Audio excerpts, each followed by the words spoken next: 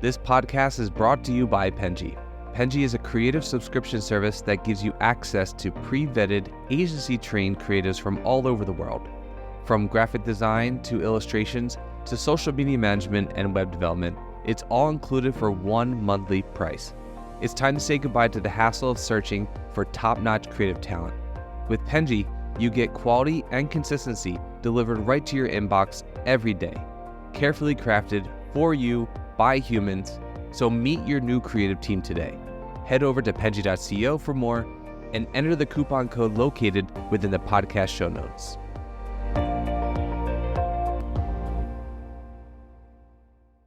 Hello, everyone. Thank you for joining me and Elizabeth today. We're going to jump right into it with a question on guilty pleasures. So this is your guilty pleasure confessions, Elizabeth. So what is your guilty pleasure right now? And could you explain it in less than a minute, your passions, everything about it that you think is fun, and convince me to want it to be my guilty pleasure?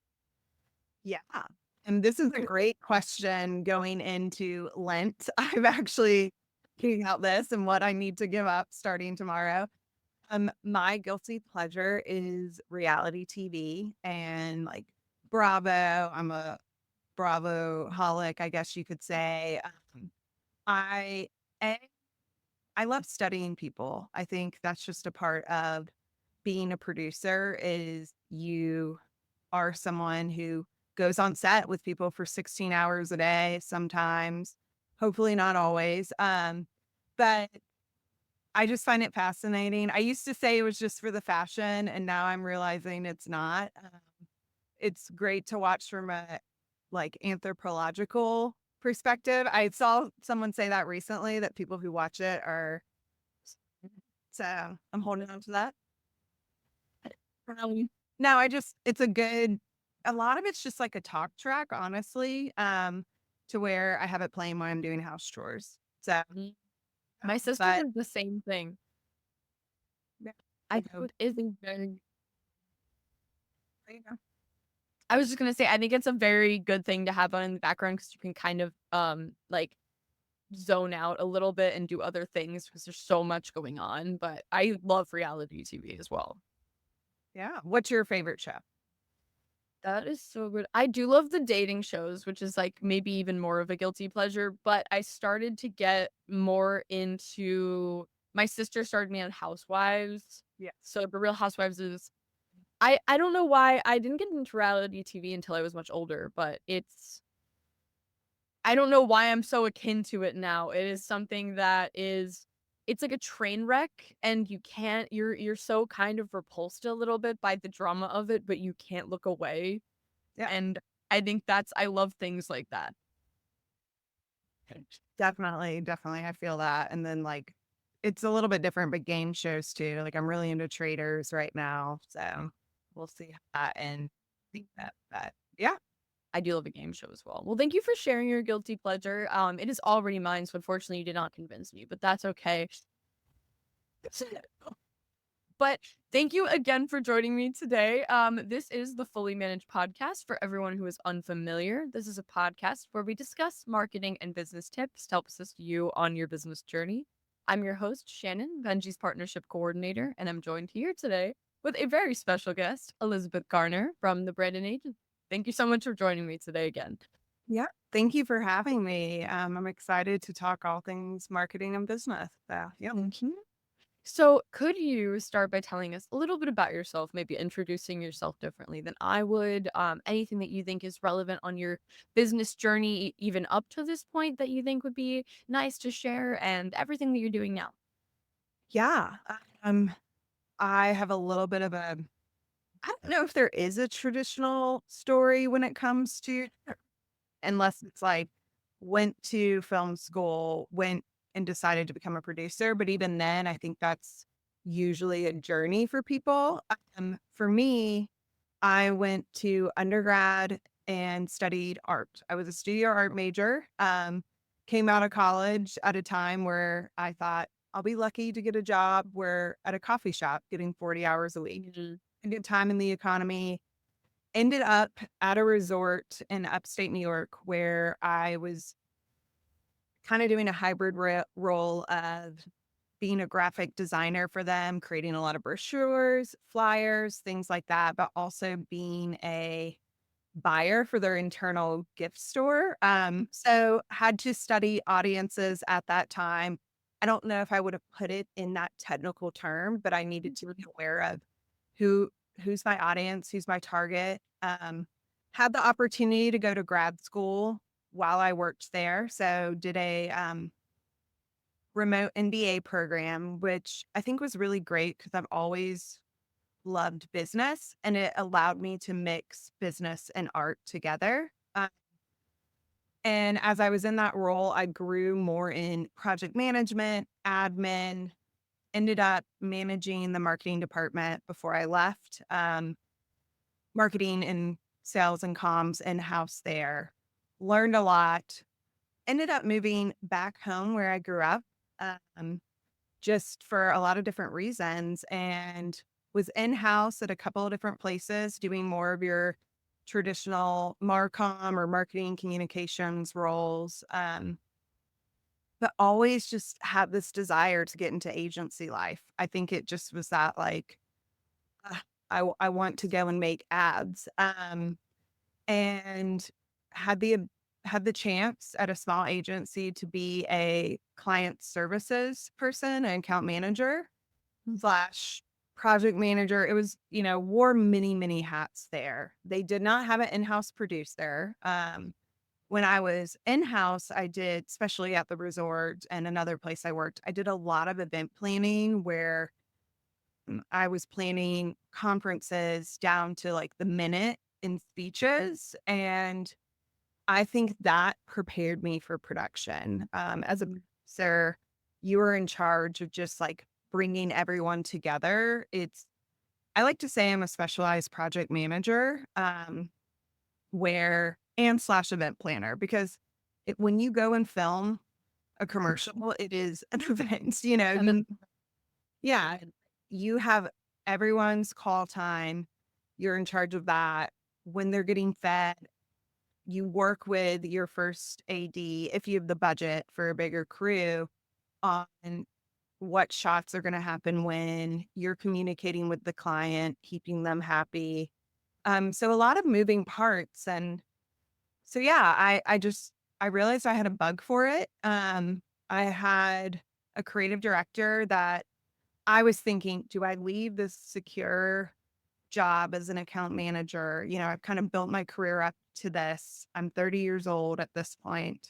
And do I make that jump? And I knew I would have to probably like do some unpaid work or be a junior, like just really it was a big shift, even though I was going to stay in agency world. And I had a creative director that thankfully said, "You're really good at this. I think you need to do it." And it gave me the courage I needed.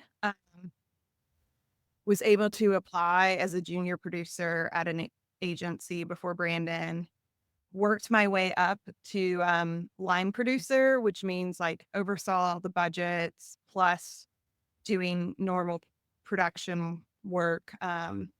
And then about a year ago, Brandon reached out and I just thought it was a really great opportunity. They touch a lot of different types of clients. Where I was before, I was more in the tech world, more in the B2B world. So just really wanted the chance to work on more like consumer packaged goods clients, food clients, finance. We have a lot of diversity at Brandon. And I think it's good. People might disagree with me, but I do think it's good to work at different places, just to experience different ways of working. I was like, all right, I've been a producer at this one place, loved it, great team there, but really just wanted to see what would it be like somewhere else. I think that's an amazing journey, and I do agree that a lot of roles in agency life are not linear. I've never I think I've seen maybe a couple linear path that is like this person went to college for this and then they did this for the rest of their life. But I like the idea of having no shame to the people that have taken the linear path. I commend them for being able to have a plan and stick to it.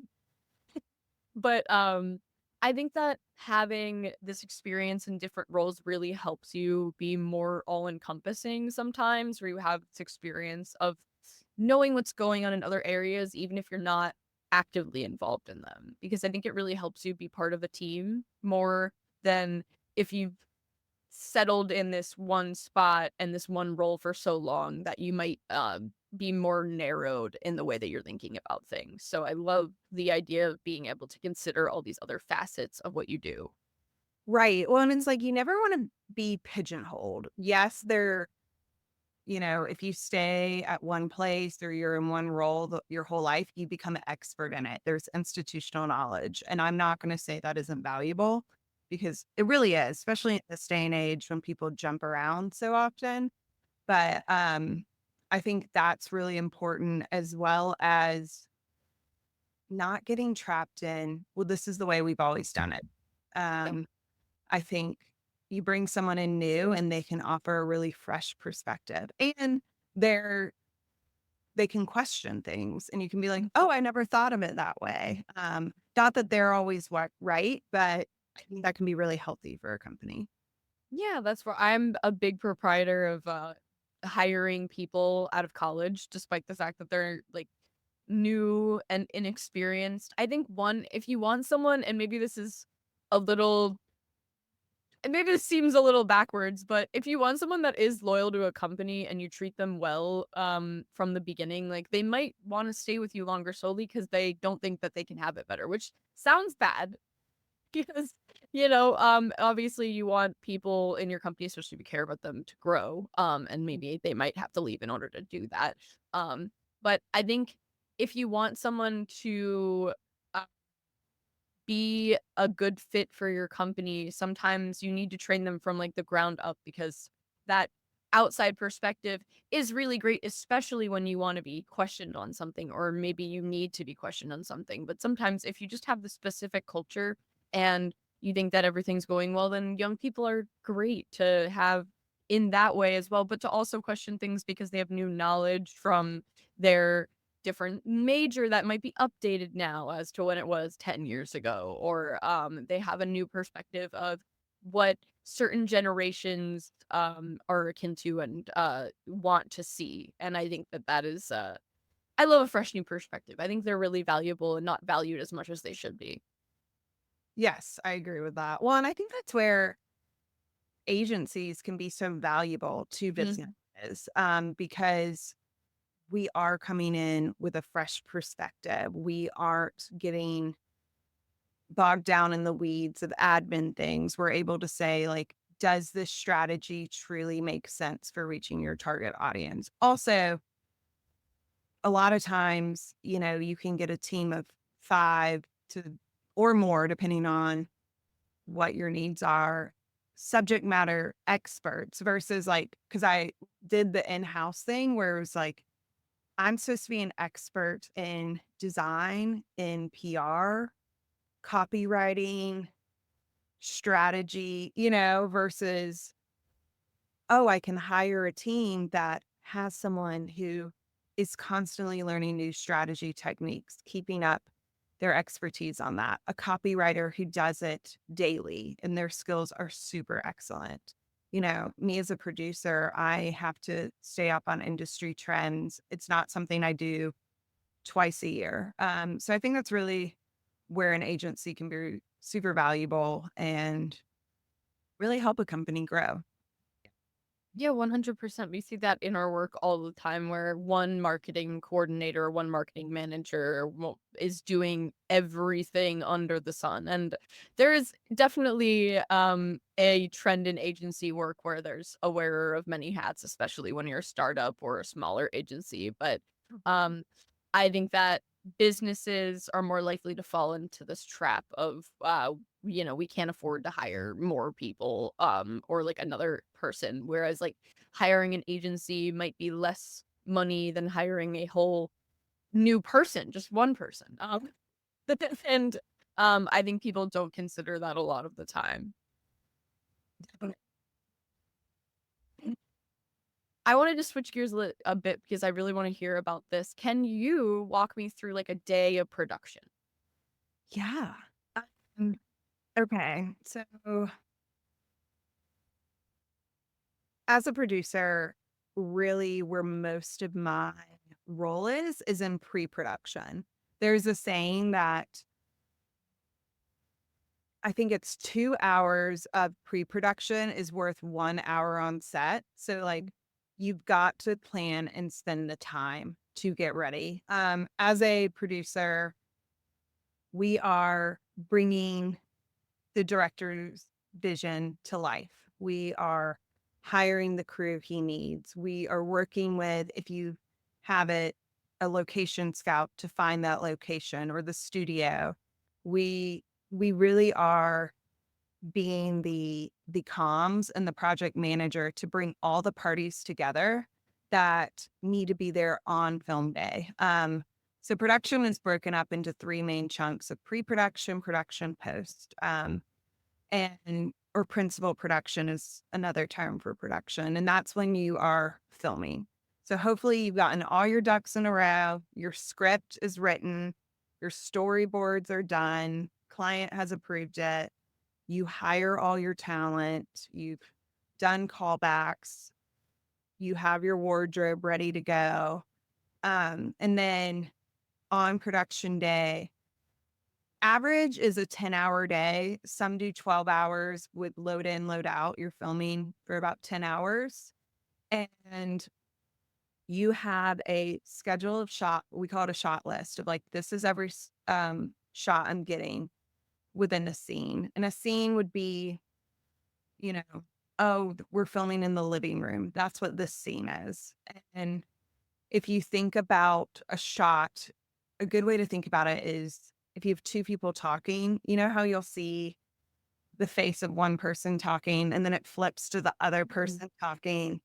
People don't realize like those are two different setups. Those are two shots. Usually they're talking to, we call it a stand-in. So it's not the talent.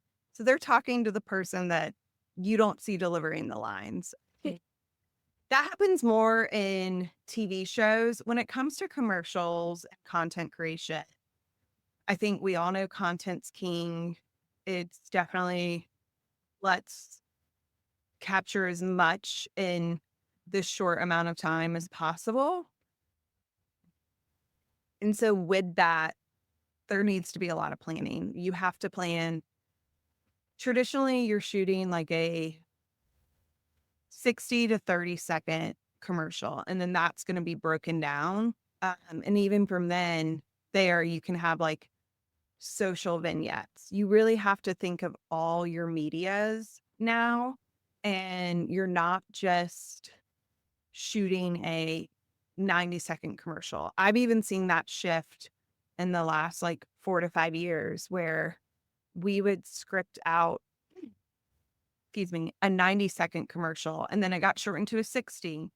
Now, most of the time it's a 30 with some 15. But yeah, the goal is you capture all those shots in the day. A lot of times you're also getting photography as well, because as an ad agency, we're not just trying to create like one commercial. It's a full campaign with ads that then our creative department will take and create a bunch of banner ads, meta ads, even a flyer if needed, or a billboard, whatever the client makes sense for their target audience.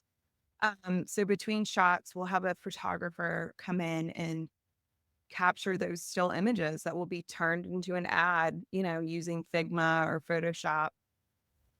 And then as far as post-production, for me as a producer, it's a lot of paperwork, it's a lot of billing.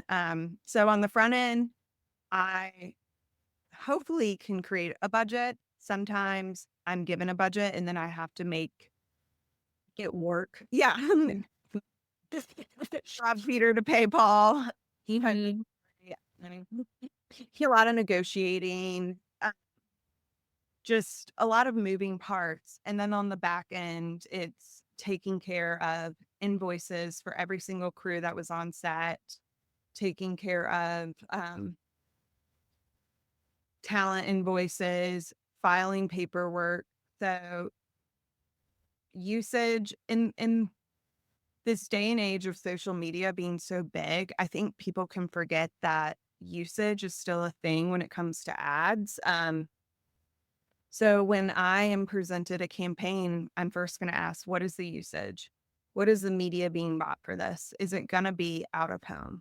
Is it going to be just pre-roll or just digital or social media? That changes what you're going to pay your talent.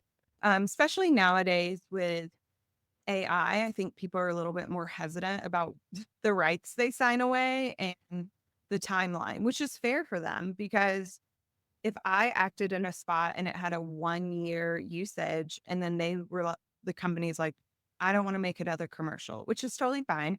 Or it's like, this is performing super, super well. We want to keep using this campaign. Then I would go back to the talent or the talent manager and say, we want to keep using this. Can I up the usage? And so there's usually a usage fee. So making sure that that paperwork is done on the front end and then filed on the back end. Sometimes I've done spots where you have like 100 extras. And so you're not going to get them to sign a release form beforehand. We call them a PA. It's a production assistant. Mhm. And they'll have everyone sign coming in. And then it's my job to then take that and make sure like this is filed away, easy access if this ever gets questioned, things like that. So it's not super glamorous. I think people think of producers and they probably think of oh, I'm blinking on her name. She was in Ted Lasso and then she was in The Fall Guy. Mm, I can picture who you're talking about, but I'm horrible with names, so I know exactly who you're talking about. yeah, I think people unfortunately can think of producers as just being people who are kind of like Around. staff, yeah, like like manipulating, and it's like the as a producer, it's my job to make sure all the details are in place and Yeah. to protect not only the agency and my client, but also on the flip side, just my crew that I hire. You hire a bunch of freelancers, my talent, and just making sure everyone has a great experience on set. So yeah, that was a very long-winded answer. I really liked it because it got me it definitely gave me a big glimpse of what goes on and behind closed doors, because I do think there's this misconception around producers and the idea that their job is minimal or their job is just pointing at where to go or doing this and this and this, but or just like managing, almost like just being a manager, which I don't think that's the equivalent at all. And I like that you provided all of the different steps that you go through. Probably missed a bunch too. There's probably way more. Well, I said, Many different types of producers, like a TV producer that you see in what is it? The morning show is very different from what I do as a ad agency producer, or even I do have friends who have been reality TV producers, and that's very different than what I do on a daily basis, or even like there's levels within there too. Because once you get to a big show, for instance, you just have way more staff, or if you're unionized. We are not unionized. At least my experience, I've always worked on non-union shoots, which changes things a little bit. Because it's just different. Yeah. You're not gonna have as big of a staff. Yeah. no, that makes complete sense. I think that's very um interesting to see all the levels of what you do, especially I'm wondering, how are you able to like balance creativity with a budget? Because I know that's something that's kind of difficult to manage. Yeah. I think that's where the beauty of my role comes in, where this isn't a joking way, but one of my friends, we joke that I'm a dream crusher because I have to be the realist. I know, I know. Mm, it's not, but I have to be like, well, how are we going to actually like love this idea? Love the idea of going and being on a mountain and shooting this or bringing snow in, sure. But like, what can we do within budget? Yeah. How? It, I think having physical limitations can actually create more creativity. You, you have to be willing to problem solve.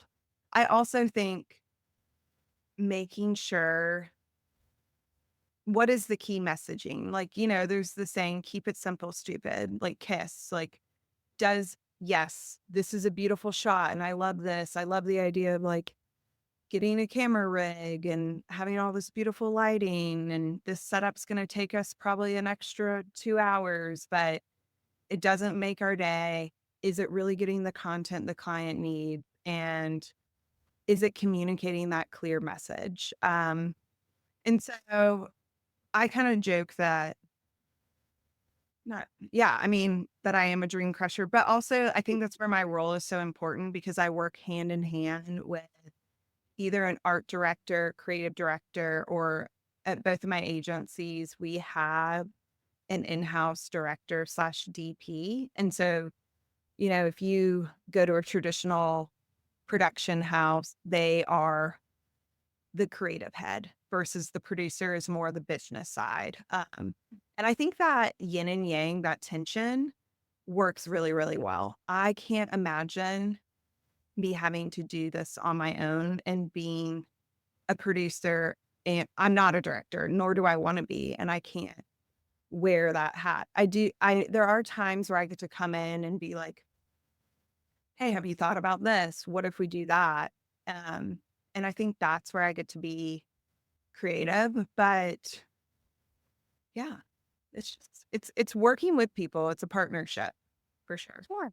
I do think that there is a lot of importance in being a realist for something that has a budget, no matter what it is, because yeah, you're right. Like, you can get a beautiful shot and do something beautiful, but if that's not working in someone's favor for ads or getting leads or whatever their intention is, it doesn't matter. I mean, like, production value can be great. It can be something that someone can watch and like irrefutably say that this is a gorgeous production, but does that generate clients for this person or like want people to use this product?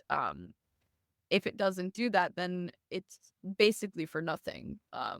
And I think that is incredibly important. People have visions that are like their eyes are bigger than their mouth, so to speak, in the idea or stomach, so to speak, in the idea that um they have this vision that's super wonderful and makes sense. Like, yeah, objectively this probably would bring in clients, but if it's not realistic for their budget, then someone has to tell them that because you can't just accept and make something that's lower quality than what they expected because they're just going to be disappointed. Definitely. Yeah. And I think it's just having that.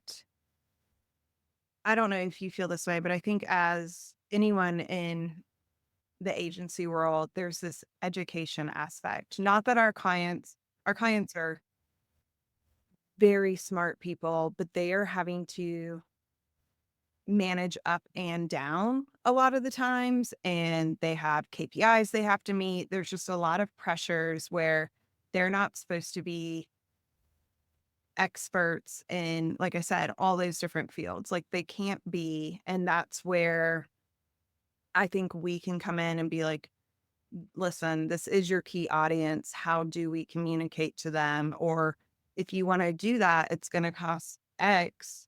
And if that's the expectation, let's say of your board, like help us help you get that budget you need. I think a lot of times people in house are expected to just they're just told to like make it happen. And it's like, no, there needs to be strategy. There needs to be reality. One thing I was thinking about before this call is, and I think this is such a true thing, is it takes 7 touch points on average for people to like really recognize a communication.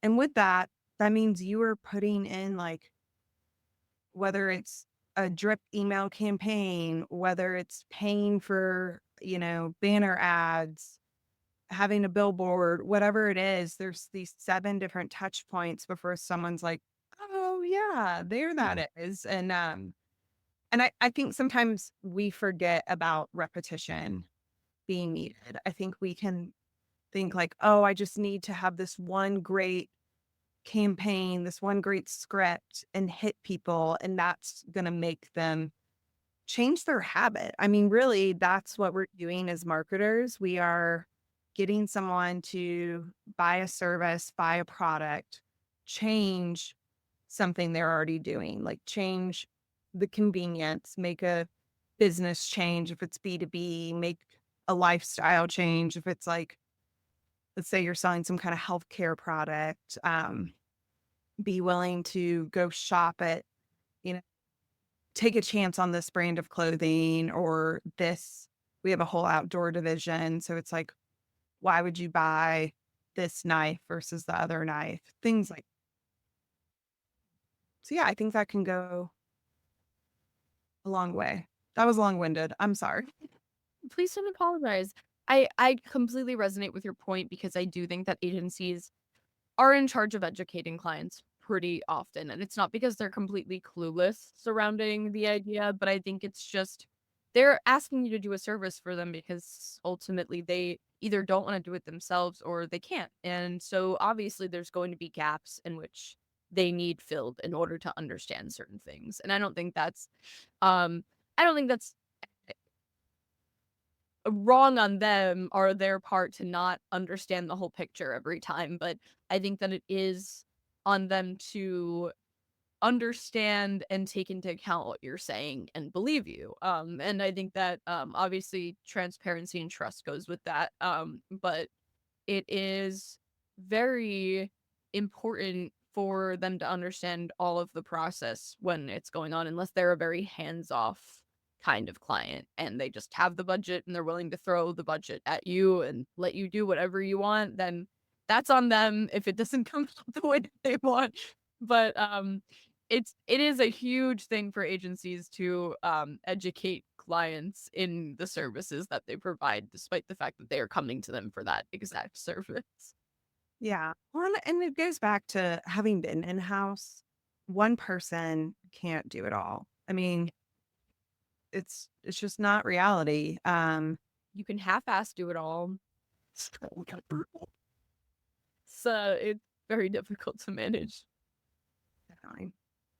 Well, we're a little short on time. We're a little over time, but I think that means it was a really good conversation. But I do want to like ask a fun question closing out for us. So, um, is there anything off the top of your mind of something that you really admired where you were like, I love the production value of this. Maybe it's a commercial that you saw recently or something that really worked. Um, what would that be?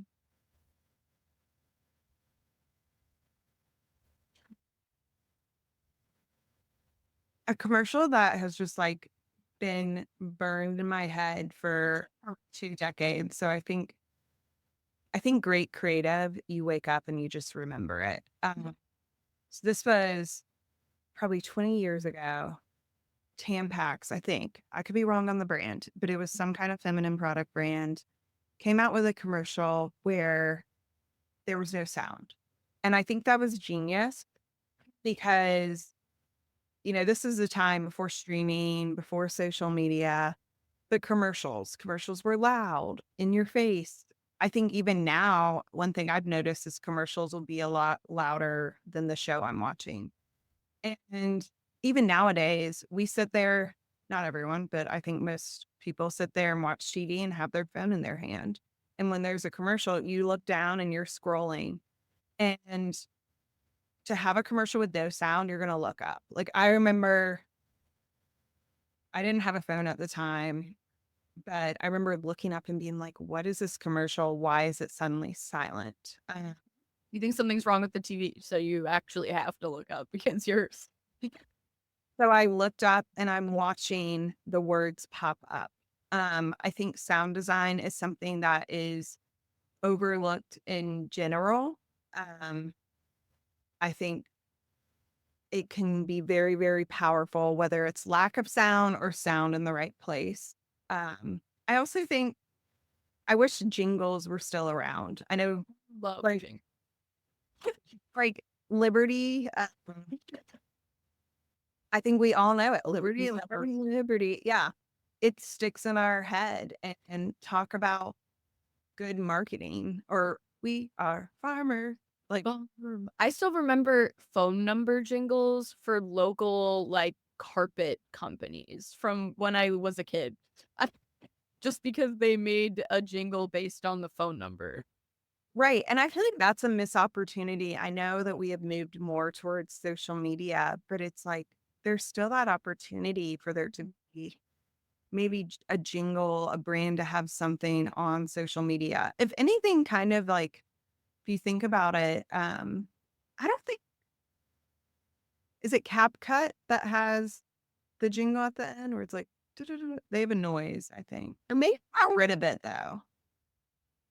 I'm unfamiliar with CapCut. I know exactly what it is, but I don't utilize it, so I would not know what it's called. Or maybe TikTok at some point had it, and then I think they Oh, like so I think it is CapCut. I know exactly now because I've seen videos where people have used it. Yeah. right, because it editor for TikTok, but I feel like TikTok has gotten rid of that, which I'm like, that's an interesting move on their part. Mhm. Just because I do think that's like, even when you repost it on other social media platforms, you're like, oh, well, that came from TikTok. Mhm. So yeah, that's my answer.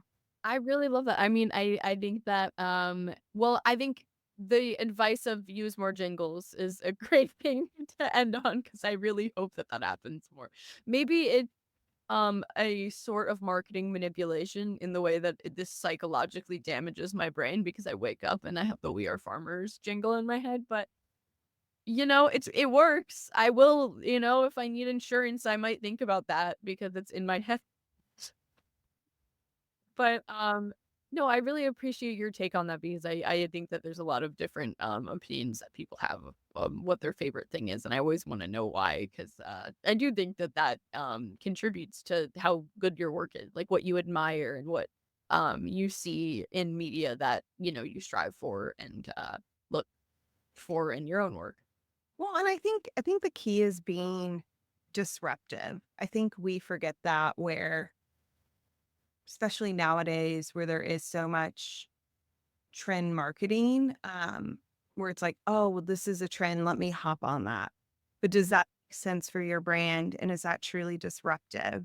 Like, I I think of Liquid Death. Love. Genius. Yes. Genius of being disruptive, because there had been other water companies that tried to come up with different packaging besides plastic. And, they leaned into it's better for the earth, the eco side. But that wasn't disruptive. Like, so many people had made that noise versus Liquid Death said, let's do a can. Let's do something crazy with our branding and just come in and not care about, is this it was kind of, maybe irreverent is a little strong, but I feel like it was just like, we're gonna have you, Just gonna do yeah, do a campaign, name your baby, and you get a year free of water, and they were smart, where they went to concerts and music festivals and things like that to get their product out there, and just really were not afraid to be different, and that. they didn't feel the need to be like everyone else. So I think that's something that companies need to just think through and think, how do I be disruptive? I don't, how do I stay true to whatever brand ethos I'm going to be, and communicate that to the masses? And the right people will fall in love with it. You will get your target if you stay true to that. You're not going to get your target audience by hopping on whatever's trending for the week. No, 100%. I think I do think people don't consider that enough. Like I think a lot of times they're looking for just a vast audience and not necessarily someone that will truly enjoy their product. And that's what you want because you want good reviews. Like obviously you don't want maybe someone that is anti Halloween or death or anything related to like the the um that side of things. You don't want them drinking your your water and bringing down your ratings based off of their principles around life. But you will get those possibly edgy people or people who do want to because it is more sustainable to use metal cans instead of water bottles. Like even that is even though people have tried to use it in the past, like they are so attracted to the brand because it's unique and fun. And their merch is so great too. They sell I think I saw like a coffin shaped flask recently on their page. I just think they're so creative. And I do think that's disruptive. People think of them constantly. And this is actually Liquid Death has come up before, so I know that it's present in people's mind. Yeah. But thank you so much for sharing all of this. I also think that this was a very fun chat, so I really appreciate you joining me, giving me some insights on what it's like to be a producer, and also sharing your unique takes on different brands. I think that this was such a fun time, and I really appreciate you joining me. Of course. Yeah. Thank you so much for having me. I hope I said something of value and could just walk away having a little bit more of an understanding of what an agency producer does. Because I do think we're kind of elusive in a way. Yeah. And it was so nice to meet you, Shannon. I really appreciate it. Thank you again. And thank you everyone for watching or listening. Please don't forget to check out other podcasts so that you can learn like I get to do every time. And thank you so much again. Have a lovely day. You've been listening to Fully Managed, brought to you by Penji. Check out the show notes to learn more about today's guest. And to learn more about Penji, the human-first creative subscription service, head over to penji.co. And by the way, if you're still listening, it would mean the absolute world to us if you were to share this podcast with a friend and, of course, subscribe.